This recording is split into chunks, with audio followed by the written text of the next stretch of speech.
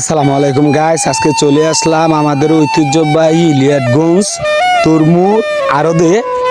তো দেখেন আপনারা, এই যে আপনার তরমুজ তারা অনেক দূর থেকে আনে, ভোলা, নাটোর, আরও অনেক মানে দূরের থেকে। তবে ভাই দেখেন, যারা আপনার যে মাঠ থেকে তরমুজ আইনা আড়তে বিক্রি করে, এরা কিন্তু পুরা ধরা। আপনার এক একটা পাইকার আপনার প্রায় 7 লাখ 8 লাখ মানে প্রায় 10 লাখ টাকার মতো সবাই ধরা। তবে ভিডিওটা করার উদ্দেশ্য হলো, দেখেন মাল কিন্তু অনেক দূর থেকে অনেক অনেক টাকা খরচ করে আনে। দেখেন আজকে দেখেন এই যে আড়তের মধ্যে সব মাল আছে, ঠিক আছে।